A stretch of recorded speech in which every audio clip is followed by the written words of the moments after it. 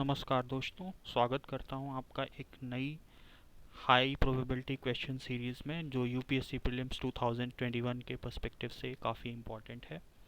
इसमें हमारा पहला टॉपिक आज का है एडीबी यानी एशियन डेवलपमेंट बैंक के ऊपर।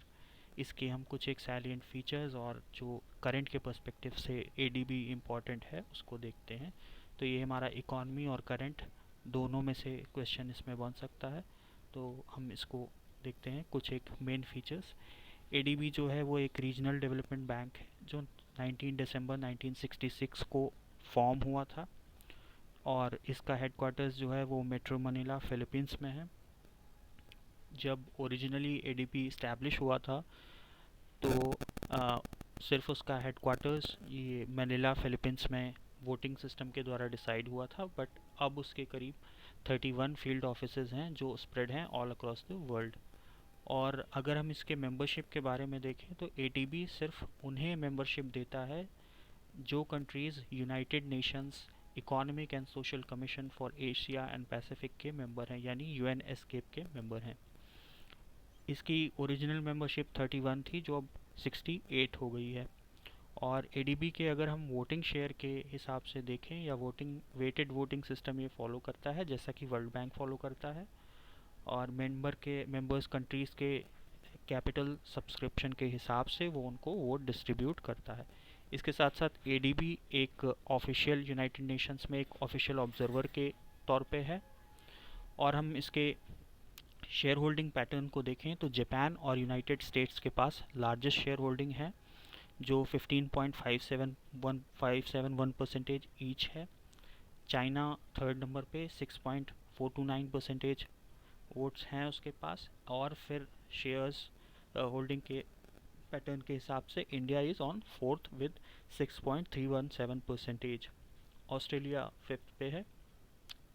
इसकी गवर्नेंस के बारे में अगर हम थोड़ा सा देखें तो हाईएस्ट पॉलिसी मेकिंग जो बॉडी होती है वो होती है बोर्ड ऑफ गवर्नर्स। ये बोर्ड ऑफ गवर्नर्स अपने में से कुछ एक मेंबर्स को नॉमिनेट करके यानी इलेक्ट करके एक बोर्ड ऑफ डायरेक्टर्स फॉर्म करते हैं, जिस बोर्ड ऑफ डायरेक्टर्स में 12 मेंबर्स होते हैं उनके डिप्यूटीज़ के साथ साथ, यानी 12 डायरेक्टर्स होते हैं और 12 उनके डिप्यूटीज़ होते हैं।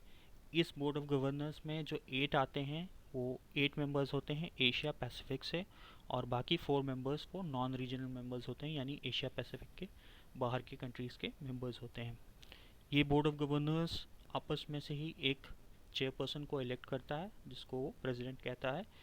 ये प्रेसिडेंट का टर्म 5 इयर्स का होता है। अगर हम एडीबी की पूरी हिस्ट्री देखें तो जापान चूँकि लार्जेस्ट शेयर होल्डर है और इसके ऑपरेशंस में पूरा जो इन्फ्लुएंस है वो जापान का ज़्यादा है, इसलिए जापान से ही हमेशा प्रेसिडेंट रहे हैं।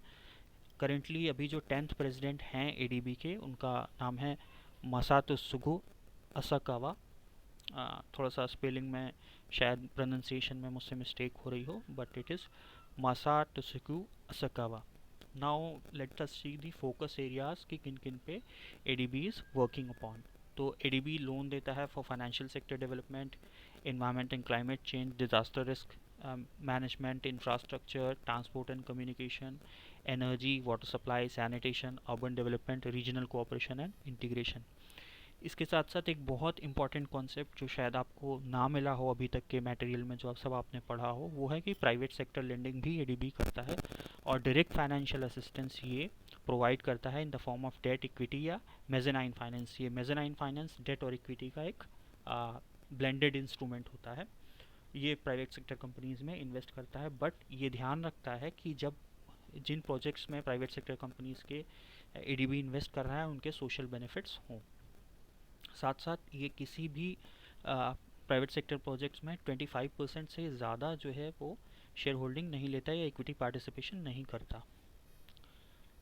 देन हम आ जाते हैं कि अभी का इसका क्या कॉन्टेक्स्ट है। तो अभी 2018 में 5 बिलियन एडीबी ने रेस किए रूपी लिंक बॉन्ड्स में, जिनको हम मसाला बॉन्ड्स बोलते हैं। मसाला बॉन्ड्स पे मैं फिर अगर आप डिमांड करेंगे तो एक वीडियो में फिर से उस पर बनाऊँगा।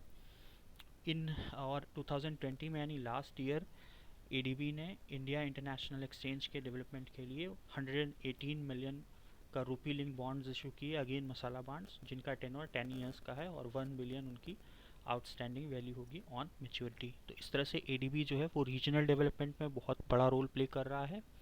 देन कि ये जो सोशल डेवलपमेंट के इंपॉर्टेंट सेक्टर्स हैं उनमें एडीबी का रोल है।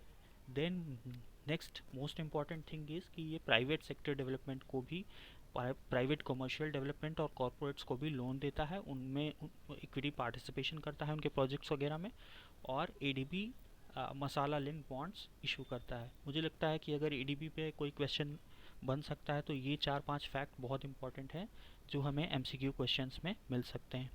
तो दोस्तों इसी के साथ हम ये अपना वो कंप्लीट करते हैं। अगर आपको ये सीरीज़ अच्छी लगे तो प्लीज़ इसको लाइक शेयर सब्सक्राइब कर दीजिएगा।